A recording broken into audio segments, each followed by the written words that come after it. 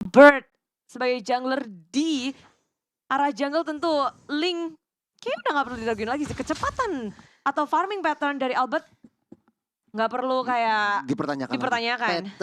Setuju. Kalkulasi, rotasi, objektif. Itu Albert udah pegang 4 ini. Yeah. Kalau pakai Link, ini 4 ini bisa dibilang chance-nya tuh udah 90%-an. Yes, benar. No miss. Lihat tuh, tengah maju ke Ridwan Fin dengan Iron Hook-nya connect terhadap Chaknu sampai harus mengeluarkan flicker kabur dari arena pertahanan mereka. Fin pakai Franco dari MPL aja kita udah tahu performanya dia dengan Iron Hook-nya dan juga dengan kalkulasi yang tepat. Bloodihan timingnya. Bloodihan timing dan rotasi.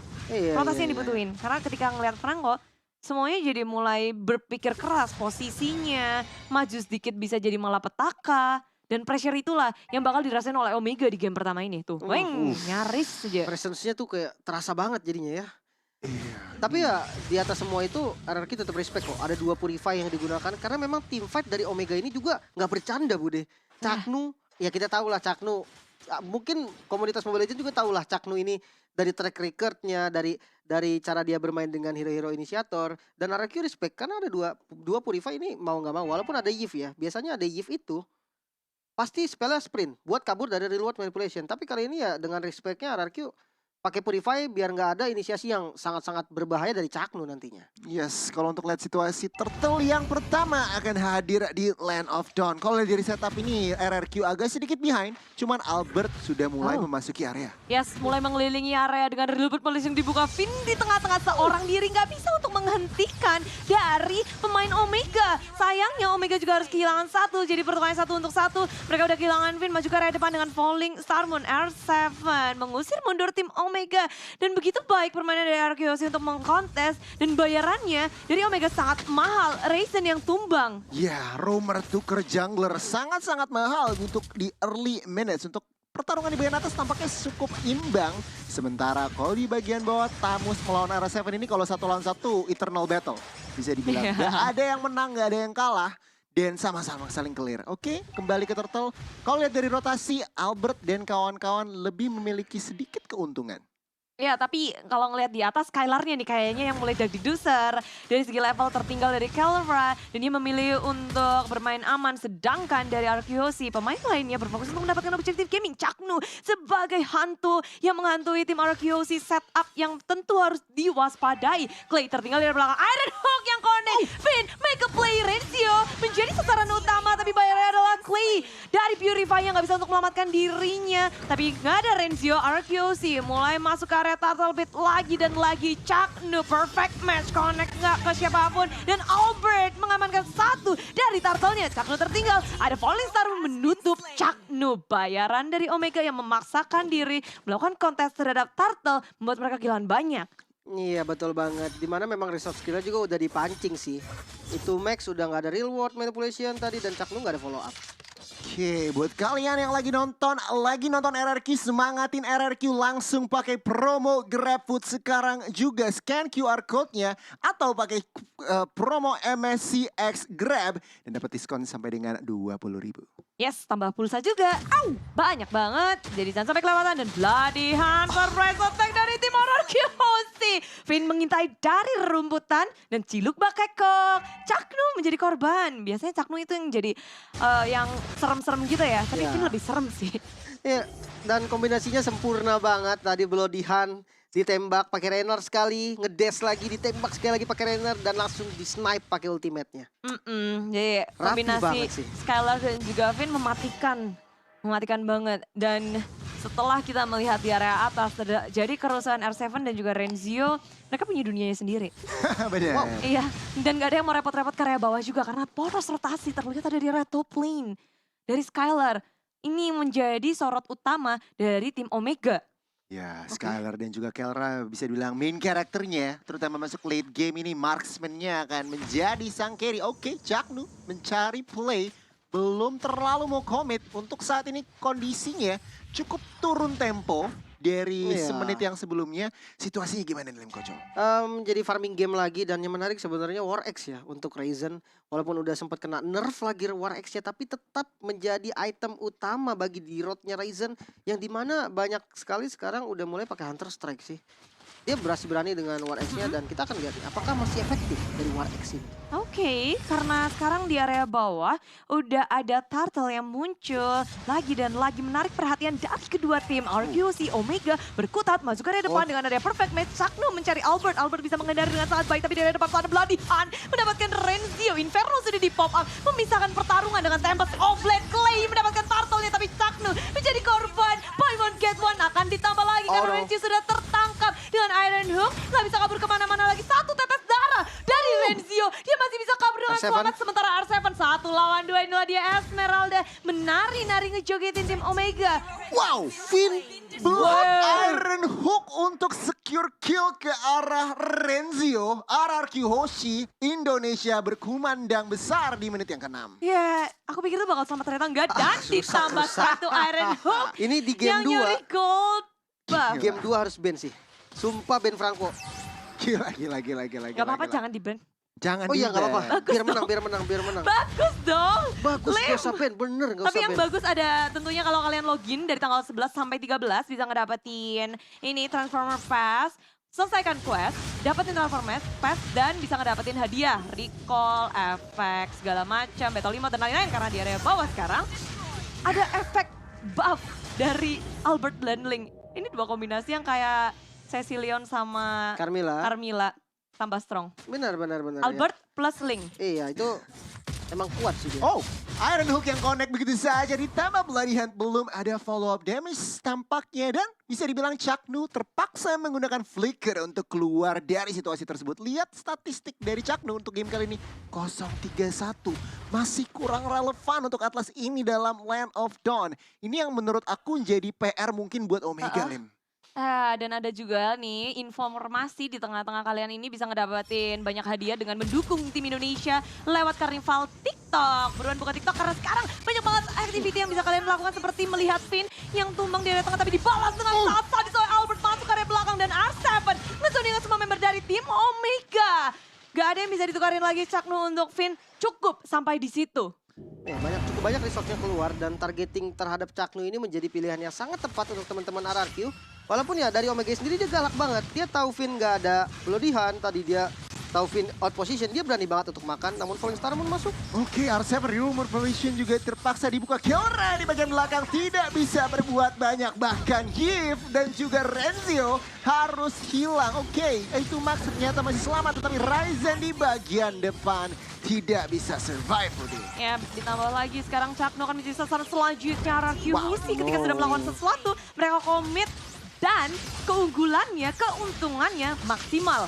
Dengan ngedapetin 4 member almost wipe out, mereka beralih ke arah Lord. Semua gerakan RRQ Hoshi begitu efektif dan efisien. Iya, dengan inisiasi yang bagus sebetulnya tadi. Dari inisiasi Esmeraldanya R7, Falling Star Moon ke bagian belakang. Sebenarnya defensifnya juga udah oke. Ada Fataling, ada Real World Manipulation langsung di open. Namun sayangnya memang teman-teman dari RRQ sekarang megang gold. Jadi dia kuat banget. Tapi R7 di depan 1 lawan 5 masih bisa nahan Falling Star Moon untuk kabur ke area belakang menyelamatkan dirinya.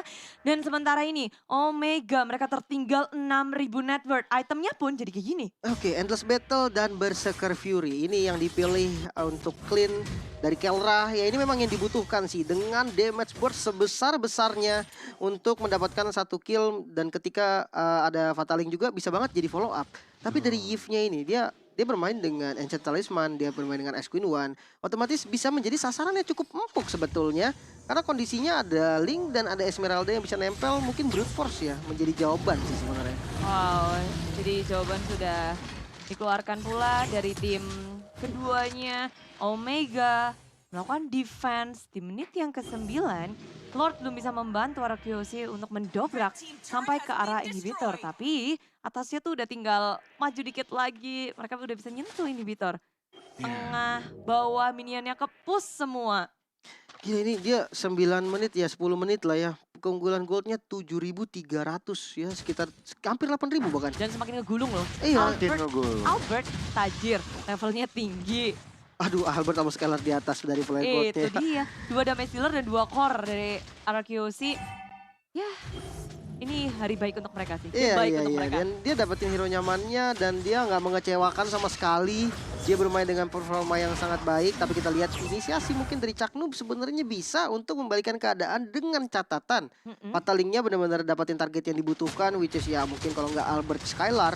Ini Yeah. dua damage dealer yang dimiliki sama RRQ. Dan jangan lupakan follow up damage-nya harus pas. Gak boleh jumawa ya, walaupun udah di atas awan, di Ya. atas langit dengan net worth, point kill, posisi turret, dan levelnya Albert bentar lagi udah maksimal, sementara Raizen baru 11. Wah. Jadi gapnya tuh tinggi banget dari EXP, gold segala macam, RQC lagi di atas. Tapi dukungan kalian juga jangan henti-hentinya. Ayo spam bendera merah putih di kolom komentar. Karena QHOSI, perwakilan dari Indonesia, ini lagi berjuang untuk mendapatkan kemenangan lagi. Oke, R7 di sini mencari opening untuk membuka war belum maksimal sehingga RRQ juga nggak langsung komit mereka mencari setup posisi untuk setup the next Lord. Ini Omega ketinggalan 7.000 gini sulit banget untuk bergerak. Oke, mereka mau farming tetapi balik lagi ruang gerak itu benar-benar dipres secara pelan-pelan Iya. tapi pasti sama teman-teman dari RRQ. Satu pilihan yang paling bener nih kalau memang mau komit banget ya. Paling nggak bait dulu Purify-nya R7. Jadi dia nggak bisa masuk terlalu dalam nantinya. Kalau dia emang udah di bait Purify-nya terus dia masuk ke dalam, coba makan. Paling itu sih yang boleh dilakukan. Kalau nggak apalagi split push pasti dimakan Albert. Beratnya. Perang besar pasti kalah juga karena Gimana caranya jauh buat nge-trigger Purify-nya R7? Itu dia. Sebenarnya buang memang Fataling sih mau nggak mau. susah sih sebenarnya. Nanti cuman- war-nya sisinya gimana?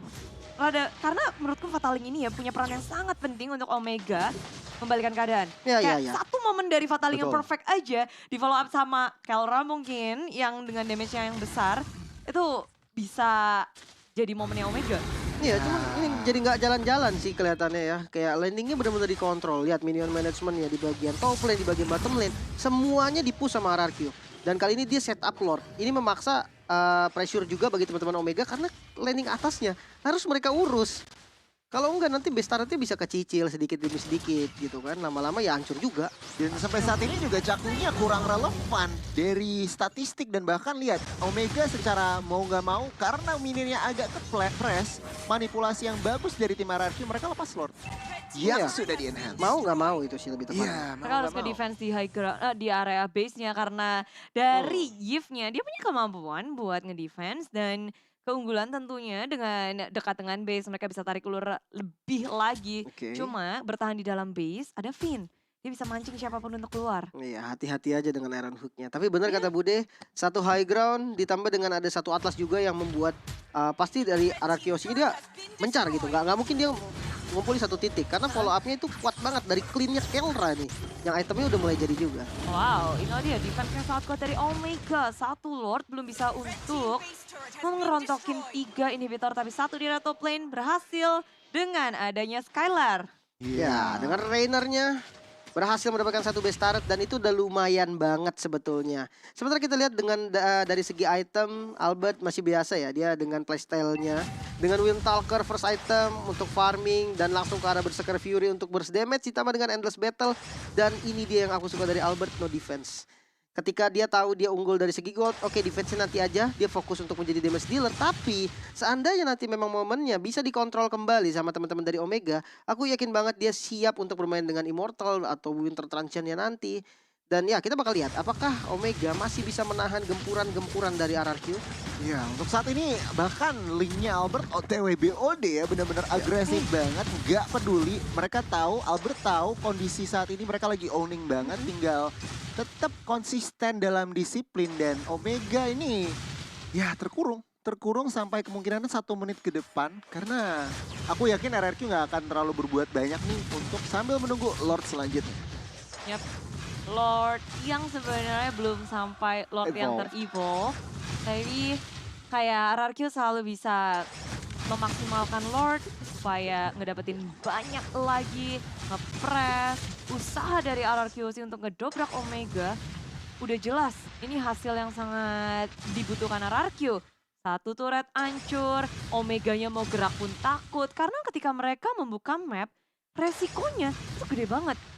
Ya bisa banget langsung dimakan karena damage-nya cukup Blodihan, ada Skylar, ada Clay, belakangnya ditutup R7. Dan mereka juga takut keluar. Benar-benar. RRQ Hoshi nggak nunjukin wajah sama sekali dari minimap. Benar-benar. Cuma 1-2 player doang yang bisa terdeteksi dari minimap. Tapi Randuk dari Renzio yang connect masuk ke area base milik tim Omega. Akankah selanjutnya karena R7 di area depan sana dengan real manipulation Renzio akhirnya ditumbangkan dengan adanya Skylar. Satu senapan duar meledak dari tim Omega.